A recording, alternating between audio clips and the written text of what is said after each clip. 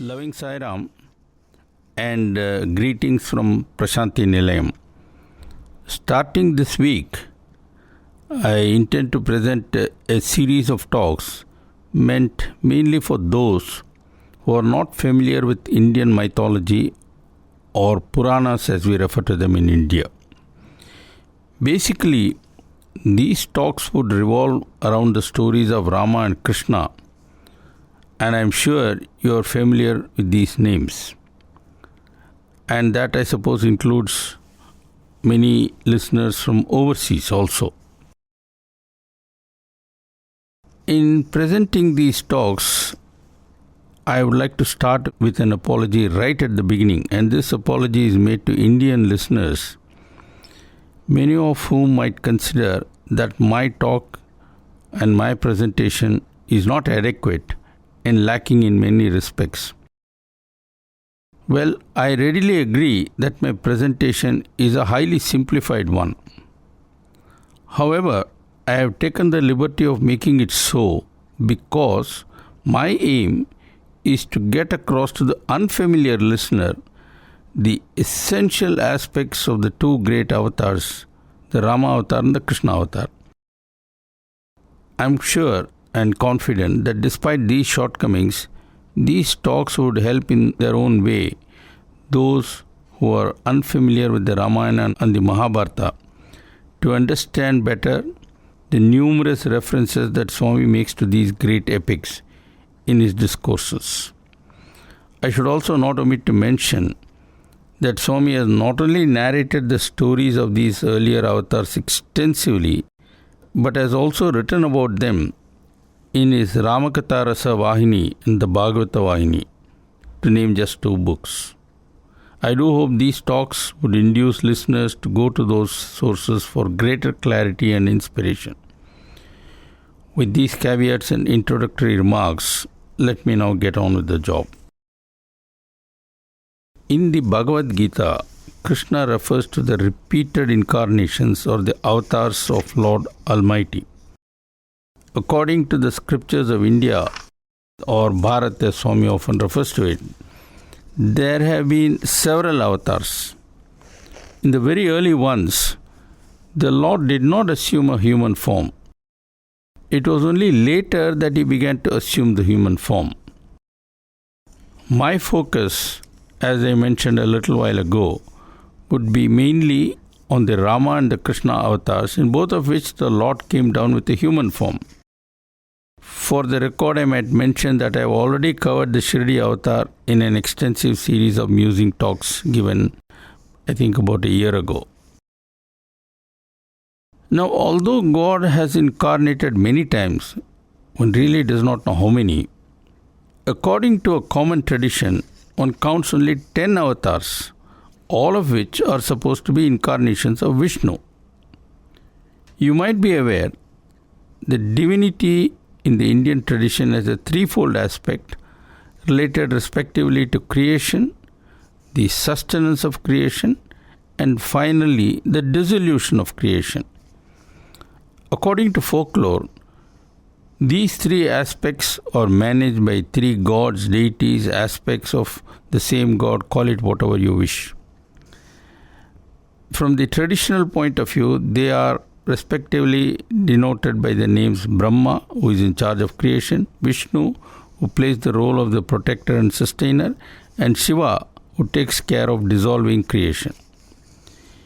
Many firmly and religiously believe in this triune, but as Swami reminds us, the Supreme is formless, and as such, attributing specific forms like Brahma, etc. is largely a matter of convenience and maybe even tradition.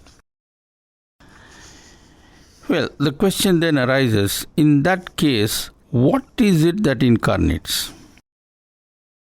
Vedanta gives a clue, and Krishna confirms it in the Gita. Krishna says, it is essentially the unmanifest divinity that is beyond space and time, which is formless and eternal. that assumes a particular form for a particular purpose. That unmanifest divinity, which is even beyond creation, is also referred to as supreme consciousness. There are many other names. In other words, at the highest philosophical level, God is supreme consciousness. And a projection of the supreme consciousness in some form onto space and time, and for the specific purpose of preserving dharma, is what really constitutes an avatar. Since every projection on space and time has a form, when God incarnates as an avatar, clearly the avatar too has a form. Maybe I should add a few more remarks to supplement the above. You see, when God creates the universe, it is not as if He moves from one plane to another, vacating one and occupying the other. Let us say there is a tree and there is also sunlight. The tree would naturally cast a shadow. As a result, we then have both the tree as well as the shadow. The tree is the totality, while the shadow, being a projection of the tree on a two-dimensional plane, no doubt has features related to the tree. Thus it is that in the shadow we see bits and pieces of the trunk, the branches, the leaves, and so on. However, all the details in the original tree are not seen in the shadow. Similarly, when God creates the universe by projecting Himself, all aspects of His divinity are not fully evident in this projection, namely creation. That applies to some extent to the avatars too. For example, God is eternal, but in creation, every entity that is born, including the avatars, disappears later due to natural processes. To repeat, as Krishna explains, the universe is a projection of the absolute, eternal, formless God on space-time. Further, all the diversity we see is a trick of the divine shadow play. That is, on the stage called space-time, the one appears as many. You would surely agree that just because the shadow is there, the tree does not vanish or cease to be. This is a very important point, and it is to stress this that Krishna essentially says to Arjuna, Arjuna, in the ultimate analysis, I am what I am, unmanifest divinity that is absolute, eternal, attributeless and formless.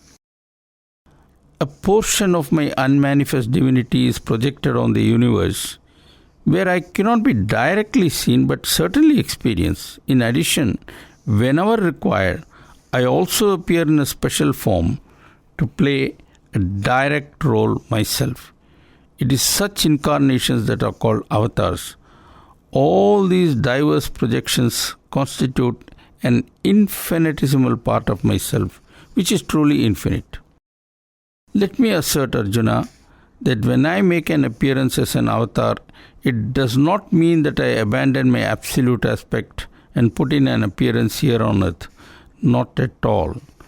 Just as the sun is always there while sunlight is present sometimes and absent at other times, I come and go as an avatar many times, while my eternal aspect always is. This is the essence of how Krishna explained it all to Arjuna. I guess I have given enough of a background to set the stage for what follows. While my main focus would be on Rama and Krishna, I shall, for the sake of completeness, start with a brief overview of the 10 avatars of Vishnu. I am aware that this point of view can be disputed and many questions also raised. Now, to go into all of them would distract me from my present purpose. I shall, in my introduction, restrict myself to giving just a cursory overview of the 10 avatars of Vishnu as I have heard it narrated. Well, just to clarify once more, my main objective in the present Musing series is to focus on the story of Rama and Krishna. Those are the ones that are really important to us. However, for the convenience of many listeners, I shall embed that narrative within the framework of the 10 incarnations of Vishnu that one traditionally speaks of. So on now to a brief overview of the 10 avatars of Vishnu as they are popularly believed in. By the way, I shall often use the words Narayana and Vishnu interchangeably, though there might be some technical disapproval of that. As you might know, according to legend, every time the universe is dissolved, there is supposed to be a great flood or pralayam, as it is referred to. Apparently, the last time the universe was dissolved, the Vedas got drowned in the pralayam and sank deep into the waters. A new universe had to be created, for which purpose Brahma the creator needed the Vedas. Vishnu was then given the task of retrieving the Vedas, which he did by assuming the form of a fish and descending into the waters. This incarnation of Lord Vishnu as a fish is known as Matsya Avatara. Matsya means fish. Basically, this incarnation was for a rescue operation of the Vedas, and had nothing to do with getting rid of the bad guys. However, let us not forget that what this tale reminds us of is the importance of Vedas for the sustenance of Dharma. In other words, for the universe to exist and be sustained, Dharma is essential. That is the broad message. Next came the Kurma avatar, in which Lord Vishnu assumed the form of a tortoise. What for? Well, he did so to give the newly created universe support. Even today, many believe that the earth rests on the back of a tortoise. I personally think that the real message is that it is the Lord who really supports and sustains the universe. Moving on, we next come to the Varaha avatar, where Vishnu assumes the form of a boar. This is the first time we see the Lord actually engaged in eliminating the source of evil. And I shall come to that story soon, for it is intimately related to the stories of Rama and Krishna. The fourth avatar of Vishnu is the Narasimha avatar, and that story too will come up later, like that of the Varaha avatar. On now to the fifth avatar, which is the Vamana avatar.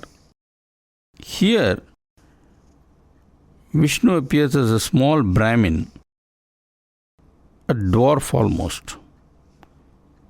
What for? That is what I shall describe now. It turned out that there was an emperor named Bali who went on a conquest spree, wanting to rule over all the three worlds. In those days it was customary to talk of three worlds. Wanting to rule over all the three worlds, Bali decided, in accordance with the advice of his guru Sukracharya, to perform a grand yajna. In those days, whenever a big wish needed to be fulfilled, the person with the desire performed a yajna. At the end of the ritual, some god or deity was supposed to appear, whereupon one duly made the request. Bali wanted the Lord to appear and grant him the boon that would ensure for him the rulership of all the three worlds. Naturally, this ambition of Bali worried the Devas, or the demigods, who ruled the heavens. They obviously did not want to come under Bali, an earthling. So, they appealed to Lord Vishnu to do something, which of course he agreed to. And what was it that the Lord do? He incarnated as a diminutive Brahmin. Why? That's where the story lies. Now, when a yajna is performed, priests and Brahmins gather there in large numbers because the one who performs the yajna invariably gives away a lot in charities. For Brahmins, it's a good time to collect. So when Vishnu appeared as a small Brahmin boy and joined the crowd, Nobody saw anything peculiar in that, except Sukracharya, the guru of Bali. It was time to offer charity and start distributing gifts. And Emperor Bali gave to each Brahmin what was asked for, which was always reasonable and within bounds. Then came the turn of Vamana, and the emperor asked the standard question, O Brahmin, ask what you want, and I shall give accordingly. Sukracharya, the guru of Bali, knew what was to happen, and he therefore cautioned Bali. He whispered, Emperor, beware, do not make such blanket promises. The emperor turned to Bali, shook his head and said, No, I have given my word, and my dharma requires me to adhere to it. The guru was dismayed, but he did not give up, and he said, But Emperor, if you grant what this Brahmin asks for, you are finished. Before I carry on with the rest of the story as traditionally narrated, I must make a special reference to the way Swami tells the story, which he often does during his Onam discourse. Onam is a festival in celebration of Emperor Bali. According to folklore, Bali ruled in that part of India called Kerala, and every year on Onam Day, Bali revisits his old country to be with his people, etc. Swami says that Guru Sukracharya not only cautioned Bali, but actually told him, Emperor, this is no ordinary Brahmin. This is the very Lord himself disguised as a dwarf Brahmin, and he has come to thwart your ambition at the request of the Devas or the demigods. Do not therefore agree to give what he asks for. Swami says that Bali told his Guru, Guruji, normally one asks the Lord to give us, but today it is the Lord himself who is asking to be given. How fortunate I am to have the chance to give to the Lord. It is my privilege to have my hand above giving and that of the Lord below receiving. Swami adds, Bali had his priorities right. When it comes to choosing between man and God, one must always choose God. Bali had to decide whether he was going to accept his Guru's advice, go against his word, or keep his promise, rejecting the Guru's advice in the process. Bali chose wisely, making God his priority number one, and as a result, the Lord blessed him so that he could return once every year to reunite with his people and share their merrymaking. Well, to complete the story as usually told, when Bali agreed to give what Vamana asked for, the Brahmin said, O Emperor, I do not want much. I just want what 3 footsteps of mine can cover. Bali agreed, and Vamana took the first step. With that, Vamana covered the whole earth. Bali had to surrender it to Vamana. Vamana then took the second step, with which he covered the whole sky. That too was surrendered by Bali to Vamana. The Brahmin then said to Bali, I still have one more step left. Where do I put my foot after taking that step? The earth is no longer available, nor is the sky. What do you have to say, Emperor? Bali said, O Brahmin, you may put your foot on my head. Vamana did that, and that was the completion of the conquest of Bali. So the story usually ends with Vamana the victor and Bali the loser. Swami, however, says that Bali did not lose at all. Rather, he achieved perfect surrender and total redemption thereby. So what's the bottom line? Offering the head for the Lord to put his foot on implies total surrender. Surrender to the Lord as Bali did. That's the implied message. That's the bottom line. Well, so much for the story of Vamana, the 5th avatar. Technically, the 6th avatar is supposed to be Parsurama, concerning whom there are many versions of the story. What makes this avatar even more difficult to understand is that Parsurama and Rama are supposed to have a confrontation. Avatar versus avatar? I know that there are many interpretations, but since I am not able to understand them myself, I would be less than honest if I try to tell you any of those stories. I should, however, not forget to point out that Swami has described the meeting between Parasurama and Lord Rama, and its tone is very different from what is normally offered. The gist of it is that when Parasurama gave Lord Rama his bow, Parasurama formally transferred an aspect of the divine that was with him to Rama in order to complete the divine aspect of Lord Rama. Well, this brings us to the seventh avatar, namely Lord Rama, whose story is narrated separately. Later, the Lord incarnated again as Lord Krishna, making it avatar number 8. That story too would be narrated in detail later, which leaves 2 more avatars to complete the score of 10. Buddha is taken to be in the 9th avatar, while the 10th avatar is supposed to incarnate in this, the Kali age, now running. The 10th avatar is called the Kalki avatar and is supposed to come on a horse. Many religiously believe in this chronology, and for such people, Swami would not count as an avatar. For me, and I guess many like me, this acceptance or rejection does not matter. Swami is here, and we all accept him as an incarnation of God. Not for this or that technical reason, but because verily he is the embodiment of Sathya, Dharma, Shanti, Prema and Ahimsa. That is what a Purna avatar is supposed to be. That is what Rama was, and that is what Krishna was. Thus, along with Rama and Krishna, Swami occupies a special place in human history. Which is why I am offering this overview of Rama and Krishna avatars for the benefit of those who are not familiar with those aspects of his story.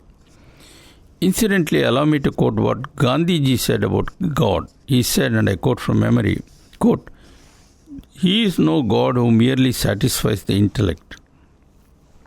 God to be God must rule the heart and transform the senses." End of quote. That is what Gandhi said. Does not that definition fit our beloved Swami perfectly? I think it does. And that is why I have no problem in accepting Swami as God personified.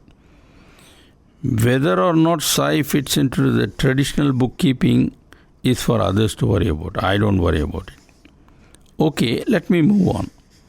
Now that I have given you the overview of the 10 traditional avatars of Lord Vishnu and the place of Rama and the Krishna avatars in the scheme of 10, I should logically go straight to the story of Rama. I shall not do that, and with good reason too. According to the folklore, it so happens that the stories of Rama and of Krishna are tied up with the stories of a couple of avatars that preceded these two. Why? Thereby hangs a tale, and it is to that story I shall now turn. It all starts with the rishis or sages, Sanaka, Sanandana, Sanatana and Sanatkumara making a trip to Vaikuntham, the abode of Lord Vishnu, often hailed as Narayana. As they were about to enter the Lord's chamber, they were rudely stopped by 2 guards named Jayan and Vijayan. Swami has clarified that Jayan and Vijayan did so because they felt that the rishis were not properly dressed. Feeling deeply insulted, the rishis cursed the doorkeeper to be born on earth, where they would be far away from their beloved Lord. At this stage, Lord Narayana himself came out of his room to investigate the commotion outside his chamber. Seeing the Lord, and fearful of being banished from his divine presence, the 2 guards, Jayan and Vijayan, fell at the Lord's feet and begged for a waiver of the curse of the rishis. Narayana replied, "I am sorry the curse has to stand, but you have a choice. You can either take 10 births as virtuous men before returning to Vaikuntham, or 3 births as evil beings full of hatred for me. In the latter case, I shall kill you both in every birth of yours, and finally in the Dwapara Yuga, both of you after annihilation would come back to me. The choice is yours." Jayan and Vijayan thought that 10 births would keep them away too long from Vaikuntham, and so they therefore settled for 3 births on earth, even if those births be as evil beings full of hatred for the Lord. Thus it was that Lord Narayana had to incarnate several times for destroying the earthly forms of his two gods, Jayan and Vijayan. Okay, let us now follow what happened when Jayan and Vijayan were born 3 times as demons. In the first such birth, they were born to sage Kashyapa via Diti, one of the sage's wives. These 2 demons were called Hiranyaksha and Hiranyakashipu. To get rid of these 2 demons, the Lord had to incarnate twice. And so, let me now start on the story of the first of 2 such incarnations, which was meant for getting rid of Hiranyaksha. By intense worship of Brahma the Creator, Hiranyaksha gained several boons that conferred great powers. Feeling arrogant and immensely puffed up, Hiranyaksha then went on a rampage, conquering and harassing. As a part of this campaign, Hiranyaksha entered the netherworld and challenged its chief Varuna to a battle. Varuna pleaded that he was not really a worthy opponent, that the only one who could give a good fight to Hiranyaksha was Narayana. Thus, Lord Narayana himself became a target for Hiranyaksha. I suppose you see here an allegorical reference to modern man who, flushed with his numerous scientific and technological successes, is now questioning the very existence of God from whom he has come. What this mythological story tells us is that what is happening now is merely a rerun of an old episode. Okay, to get on with my narration, Varaha is the avatar of Lord Vishnu when he came to save Mother Earth from the demon Hiranyaksha. Hiranyaksha was huge and all beings trembled before him. Even Brahma the Creator could not subdue this demon. Going on a conquest spree, Hiranyaksha invaded the heavens, forcing the gods to take shelter in caves. I have already mentioned that Hiranyaksha also frightened the wits out of Varuna, the ruler of the netherworld. Hiranyaksha now turned his attention to earth, then ruled by Manu. The demon snatched the earth away from Manu and took it to the bottom of the ocean, making life on earth impossible. Manu and his wife fled and threw themselves at the feet of Brahma. Brahma the Creator was deeply concerned and said, Manu, I cannot personally destroy this wicked demon because of a boon I have granted him. But he is not safe from the might of the Lord. So, let us appeal to Lord Vishnu. Brahma then meditated on the Lord, and from Brahma's nostril there fell a tiny boar. Varaha is the Sanskrit word for boar. It was the Lord appearing as a boar, and that is why this avatar is called the Varaha avatar. The moment the boar appeared, it instantly grew huge in size. With a mighty roar, the boar leapt into the air and dived deep into the ocean to bring it up. Remember, Hiranyaksha had taken the earth deep inside the ocean. Meanwhile, Hiranyaksha was going around in search of Narayana so that he could challenge him. On the way, he met sage Narada, who readily obliged the Asura, or that is the demon, with information concerning Narayana's whereabouts. Narada said that Narayana had assumed the form of a boar so that he could lift the earth with his tusk from the bottom of the ocean. Incidentally, on the ceiling of the Purnachandra Auditorium in Prashanti Nilayam, there is, among the many illustrations there, a depiction of Narayana in the Varaha avatar. Well, to continue with my narration, Narada told Hiranyaksha, listen, Narayana is just about to surface from the water, and if you hurry, you can catch him. For those of you who do not know, sage Narada is a great devotee of Narayana, constantly wandering among the 3 worlds, singing the Lord's praise. Narada is popularly referred to as a great troublemaker, but that of course is an uncharitable description. In actual fact, it is Narayana who makes Narada play that role as a part of his great drama. Well, Hiranyaksha rushed to where Narayana was in the form of a boar and challenged him to a fight. A prolonged fight ensued, witnessed by the Devas or the gods of the heaven, the Rishis, etc. Among those present was Brahma, the creator, and the son of Narayana.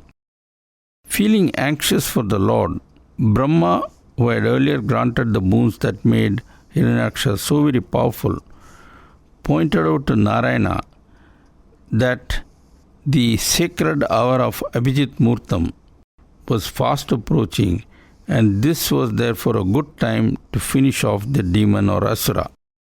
A delay would mean the onset of darkness, when the annihilation would become more difficult since the asuras gained strength in the dark.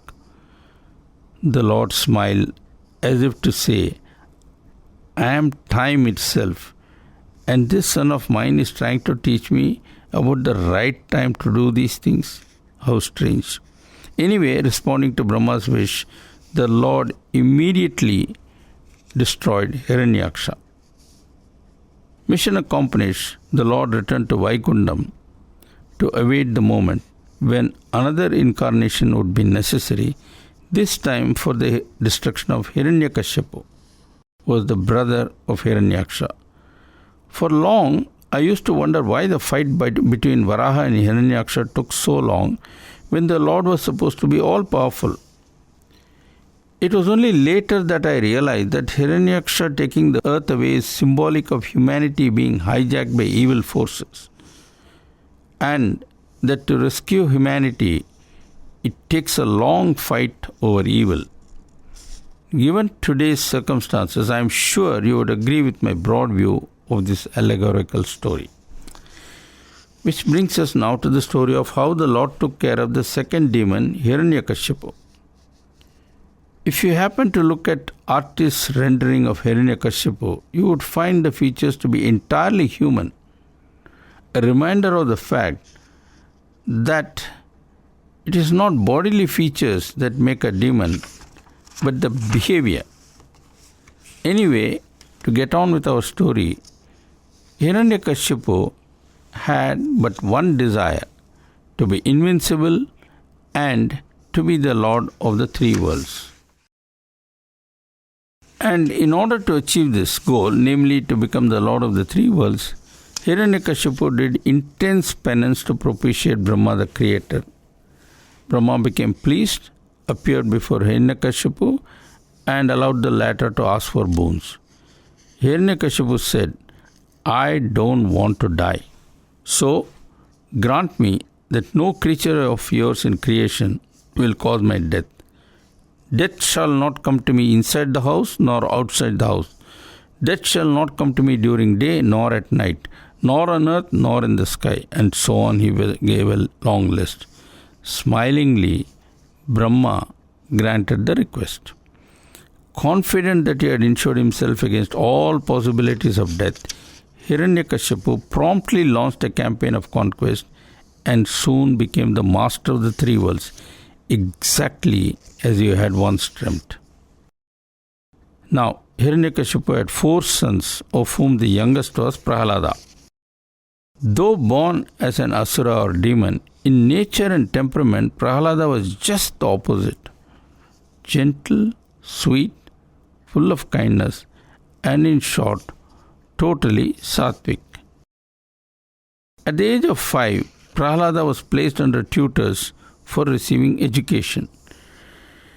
Now, traditionally, the instruction would include what we call both the secular and the spiritual.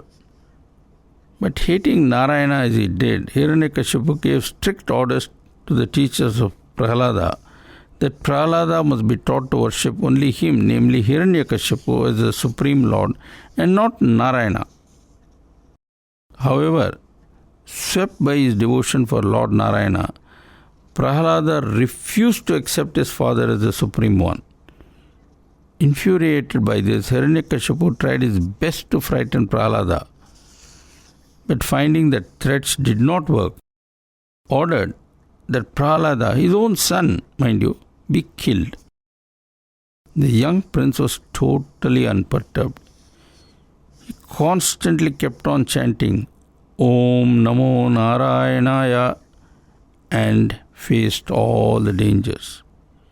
Many methods of killing were tried, such as crushing by elephants, rolling from mountains, drowning in the sea, etc., etc.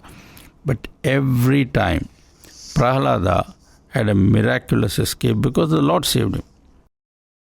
Exasperated, Hiranyakashipu sent for his son in an effort to persuade him one more time. But even direct personal appeal was of no avail, since Prahlada would acknowledge no one except Narayana as the Supreme Lord.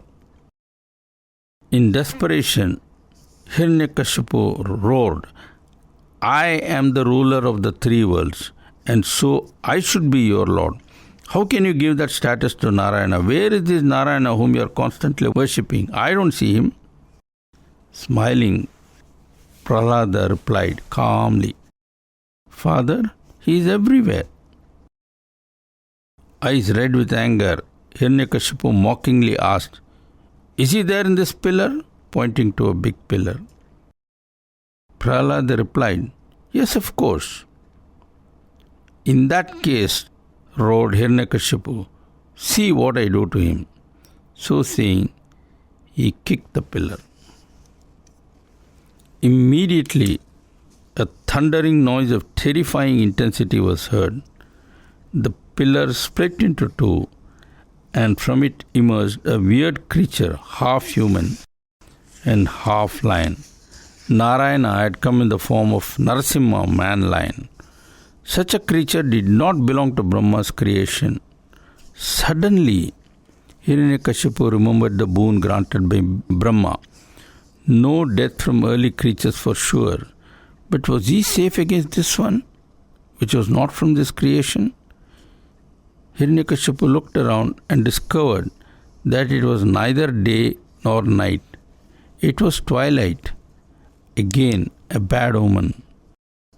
Meanwhile, Narasimha lifted Hiranyakashipu and carried him to the doorstep, neither in the house nor outside.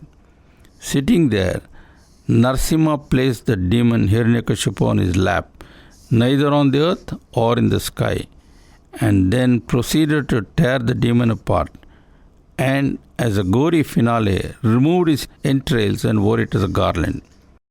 Hiranyakashipu was dead, and Narayana's mission was over. It may be noted that in both the avatars discussed above, the Lord did not assume a human form. Nor did the avatars fall in the category of Purna avatars. They were instead what are called Karana avatars, meaning functional avatars, avatars who come for a very limited and specific purpose. Swami has commented that Hiranyakashipu was a great scientist and behaved very much like his counterparts of today in denying the existence of God. What about Prahlada? Was it right on his part to disobey his father? After all, do not the Vedas declare that mother and father are God? About this, Swami says, yes, the elders must of course be revered, but if anyone comes between an individual and God, then God must always get the priority. Thus it is that Prahlada, applying fundamental discrimination, placed God above his father. Similarly, as we saw earlier in the Vamana avatar, Emperor Mahabali placed God above Guru, and as we shall soon see in the Ramayana, Bharata chose God above mother. Swami has also pointed out the inner significance of the kicking of the pillar, etc. The pillar represents ignorance, and when ignorance is destroyed, knowledge shines forth. Well, that brings me to the end of this first installment. Next time we shall pick up the story from where we are living now. I do hope this talk was of some use to you. Do write and tell us what you think, won't you? God bless you. Jai Sai Ram.